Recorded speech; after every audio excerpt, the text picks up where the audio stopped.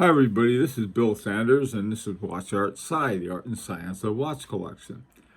Today what I want to do is I want to explain how a group of watch Collect. got together and created a watch. Not only did they create a watch, they did it with people from all over the world. I think there were about 16 different countries and 6 continents. Really an outgoing. Now, when you have all of these people coordinated, the organization doesn't look like your regular organization. And especially since this wasn't done for profit, except insofar as that we'd get a watch that I think we couldn't afford otherwise by a long shot. Plus, we also get exactly the watch we wanted. Now, there were 4 groups here, and these are all based on the pure horology, and the task group were specific Facebook pages that we set up. The first one was pure horology, where people interested in forming a group to go after watch came. And then there was the task group, this was a group that actually worked together to pay for and get the watch. The watchmaker really represents all of the different parts, all of the different, I guess, people and businesses that go into making a watch. Now, it could be a single watchmaker that you do everything with, or in our case, I think every single part was by a different vendor. So if we look at the how to initiate the process, we started with Pure Horology. And by the way, too, Pure Horology is the Facebook page, and you can go, and if you're interested, you could sign up there. You start off with the interested collectors, and you begin planning. You plan for the type of watch, the price range, and then you decide on a watchmaker.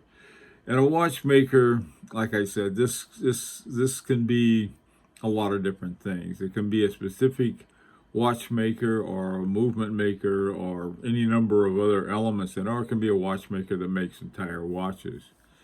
Now, what would happen is that once you got a group of people saying, okay, we want this watch, and others may not want it at all, and then you form a specific task group, and the task group has to contact the watchmaker, and this is all of the different parts of it. It has to get the prices, it has to set up a payment plan, and it has to contact all of the vendors involved. Now, the watchmaker establishes the offers, sends the invoices, and clarifies adjustments in time. So this is a sort of the root of it. Now, if we look at the roles more carefully, by and large, once a group decides to go to create a watch, Pure Horology are not involved. In fact, what we did, we only allowed people who were working on a specific watch, and the reason for that is a number of reasons. First of all, we did it so that we didn't have a bunch of kibitzers, people saying, "Hey, you should do it this way, you should do it that way." They're not paying for it, basically, so they can catch another train, so to speak. But the task group, these are people who are actually involved in making the payments and working with a what I'm referring to as a coordinator and a banker. What the coordinator does, the coordinator communicates updates with the watchmaker and the group, and then they actually may end up coordinating the watchmaker with all of the elements. Now, since we were dealing with a Swiss watchmaker, and all of the elements in the watch were Swiss, we didn't have that role, the role of the coordinator. I think there were a few times when the movement maker would say, "Hey, we need this information from the dial maker," and so I'd contact the dial maker and say this is what they asked for, and then they'd send the information back. So there's the coordinator communicates with the group, the people who decide, okay, we're going to get this watch, and then the group says, well, we want this or we want that. For example, we had a discussion of the color of the hands that we wanted and the types of hands.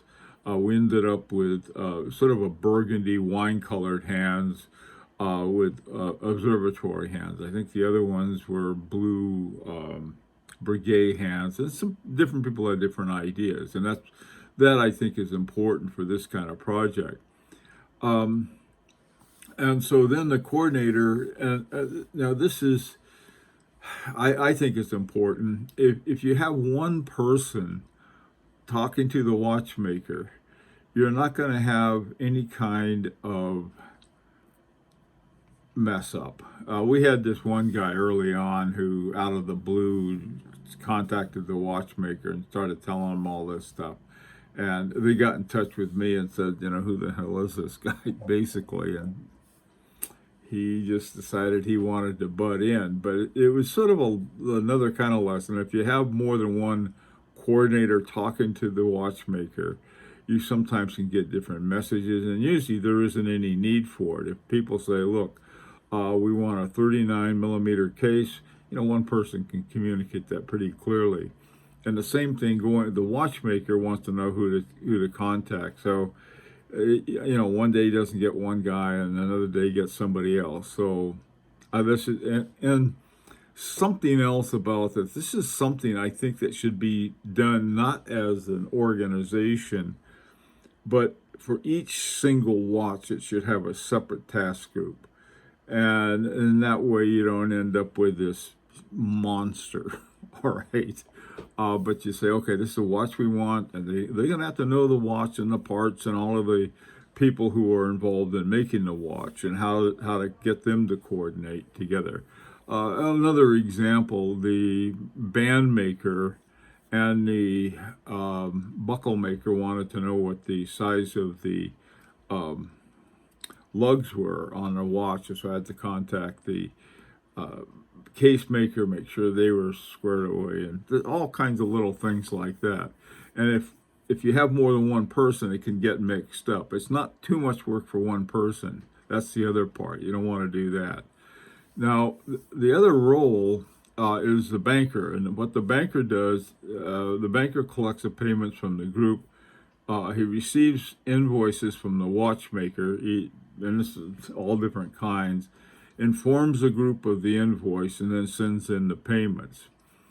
And so, this is essentially what we did to successfully create a watch. We hope that everything is still going along, because it's been difficult because of the pandemic. A lot of times something was due and they said we had 3 people out because they tested positive for COVID, and so we had to adjust things, and then there was a vacation, all kinds of things like that. You have to be as patient, very patient, to get this done. And then what you get from it, at least in our case, man, we're so happy. Anyhow, let me know what you think, and opportunity to subscribe if you'd like. Until next time, this is Bill Sanders for Watch Art Side, the art and science of watch collection.